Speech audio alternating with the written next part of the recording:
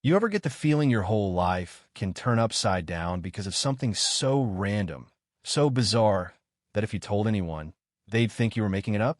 That was me the night I met Jasmine, yeah, a 7-year-old kid, barely tall enough to see out the back window of my BMW, telling me, a grown man, a CEO, to shut up and not say a word.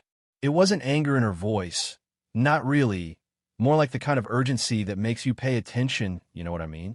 I froze, keys dangling in my hand, one foot still outside the car. I was about to tell her off this was my car, the turf, then I saw her huddled in the back seat, eyes wide, scared but sharp, and whispering, "They're listening. Your partner, his wife, they said you'd be here now." My world went sideways before I even sat down. I'd built my company from nothing, turned it into a tech giant worth more money than I ever imagined. And the one thing I'd always prided myself on was knowing who to trust me partner. Marcus for 15 years, and Diana, my executive assistant, a decade at my side. But right then, sitting in the quiet gloom with this kid, this Jasmine, I didn't know it yet, but she was about to save everything I'd built and maybe save me from myself. I slid into the driver's seat, not wanting to spook her. "How'd you get in here?" I kept my voice low, even though every instinct told me I should call security. She shrugged, dirt on her cheeks, hair in wild little puffs, and said, "The cleaning lady left the door open." I hid. "I heard them talking about you upstairs. They said you'd sign something tomorrow. Lose everything." You ever get goosebumps from a 7-year-old? Yeah, me too that night. She rattled off everything, how Marcus and Diana were plotting, laughing about how I'd never see it coming, about how I was too stupid to check the paperwork, how the next day I'd be out, searching for a job like anyone else. Jasmine looked down, fidgeting. "They said worse stuff, but my grandma always told me not to repeat bad words." For a moment, all the anger in me got mixed up with a strange sense of pride. Kid risking it all to warn me. A complete stranger. I asked her name. "Jasmine. And you're Jonathan," because they said it about 1,000 times. She glanced away, bracing herself. "You gonna call the police on me now?" It broke something in me, hearing that. I laughed, first time in weeks. "No, Jasmine.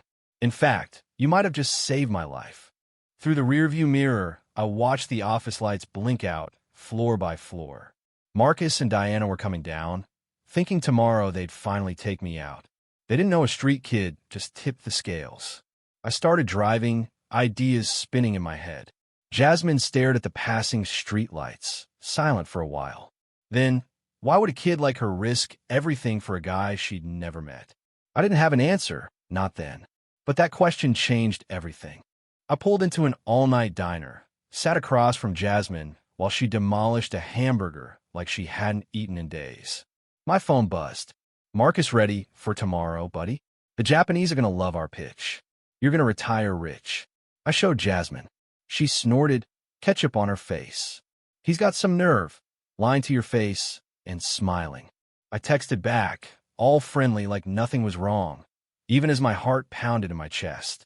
A message from Diana, next, "Just trust me, as you always have. We're ready for the big day." The coldness in that message, God, it made me sick. 10 years, I trusted her with everything, me schedule, my passwords, my life. Jasmine looked up, wiping her hands. "They know everything about you?" "Yeah," I said, "they do. But you know stuff about them too, right?" And just like that, I remembered, yeah, I did. Little things. Secret meetings, weird bonuses, overheard conversations. 15 years, I wasn't blind. I just didn't want to see. "You have a sharp mind, Jasmine." She smiled. "My grandma always said, when you got nothing, you notice everything." The kid was a philosopher. For the first time in months, I felt Hopi, a little ember, ready to flare up. My phone rang. Marcus. His voice slick as oil. "You good, Jonathan? Resting up for tomorrow? Just sign where Diana tells you. We've handled it all." I wanted to scream, but I kept it cool, told him I couldn't wait. After I hung up, Jasmine looked me dead in the eye. "You're planning something." Your eyes look different. Yeah, I was. Years of being the nice guy, the trusting boss. They thought I was a lamb.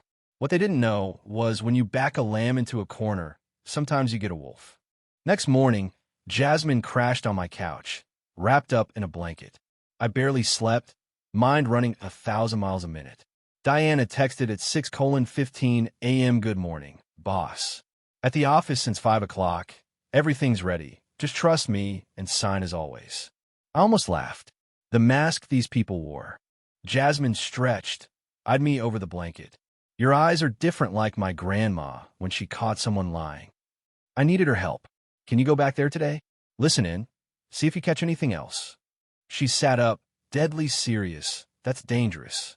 I promised protection. I called Gabriel Torres, a private investigator I'd hired before.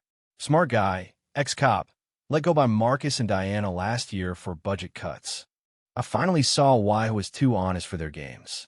Gabriel showed up, size of a linebacker, kind eyes, scars on his knuckles. So, this little detective cracked a $200 million conspiracy, he joked. Jasmine grinned. You learn a lot when you listen.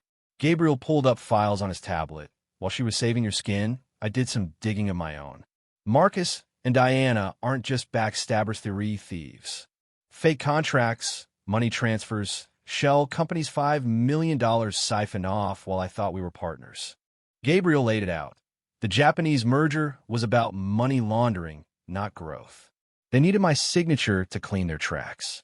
Jasmine sat forward. They think you're stupid, but you got a detective and a street kid on your side. Marcus called again another round of lies. Warnings not to read the documents too carefully. Arrogance so thick you could choke on it. Gabriel spelled it out, call the police now. Or go to the meeting and let them hang themselves, catch them red-handed. Jasmine's eyes lit up, like in the movies. Pretend you're clueless, then BAM, you got M. That's the plan.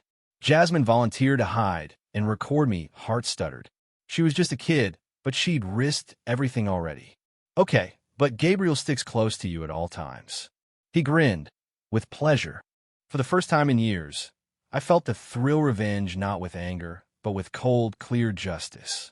At 2 p.m., I walked into the conference room like it was any other day.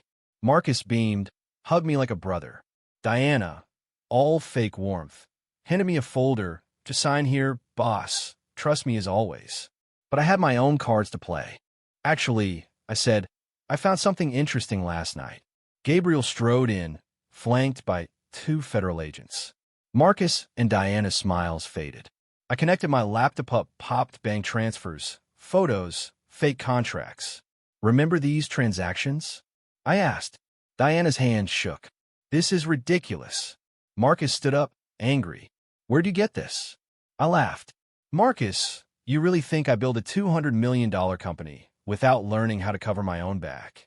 Gabriel handed over recordings, Diana's voice, Marcus's arrogance, every plan laid bare. Jasmine, escorted by a social worker, walked in brave as any adult. Hi, Mr. Marcus. Remember me? I was under your desk last night. The silence was ice cold. Diana tried to brush it off. You'd trust a street kid over us? Gabriel pressed play, her voice, clear as day, mocking me, calling me an idiot. Marcus, 15 years pretending. It'll be worth it to see his face. No more pretending. The Fed snapped the cuffs on. Marcus tried to spit fire. I'll destroy you. I adjusted my tie. You already tried, Marcus. But I'm better at this than you. As they dragged them away, Jasmine tugged my sleeve. Are they going to jail? For a long time, I said. Gabriel grinned. The Japanese canceled, but 3 other companies called already. Looks like honesty's good business after all. I watched the policeman roll out. I trusted Marcus like a brother, Diana like family. They made me look weak, made my kindness a punchline. But Jasmine, she gave me back my dignity. Are you sad, Mr. Jonathan? She asked. No, Jasmine. I'm at peace for the first time in years. 6 months on, my office was bigger, brighter, the company thriving. Marcus got 12 years, Diana 8. Turns out they'd ripped off 7 other business owners too. Jasmine bounced in, fresh from private school, top marks in math. Congratulations, Jasmine. Gabriel watched, shaking his head, still can't believe a 7-year-old saved a $200 million company. Actually, I said, there's something you both need to know. Pulled out documents, Jasmine. Do you remember your grandma's name? Josephine Miller, she said. Gabriel's eyes widened. Miller. I opened the folder, family trees, old photos. Josephine was my cousin. We lost touch 30 years ago. Jasmine, we're family. She burst into tears, hugging me. Grandma always said family takes care of family. 3 months later, we stood in court, Jasmine in a blue dress, her hand in mine. The judge smiled. It's rare a story starts with crime and ends with a family. Later, Jasmine asked, Dad, do you think Grandma knew this would happen? I thought about it, looking out at the city. I think she knew a lot more than we realized.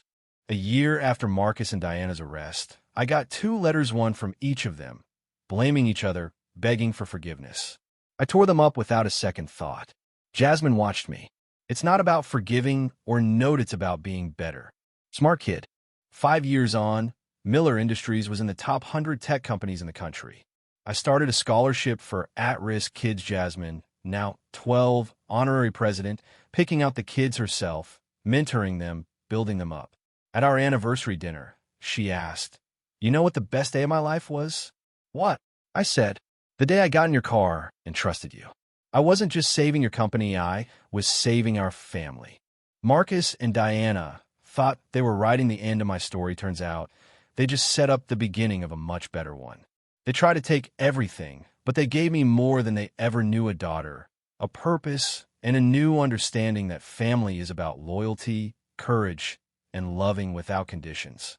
Real victory, I learned, isn't about crushing your enemies, it's about building something so strong, so good, their betrayal becomes just a footnote in your story.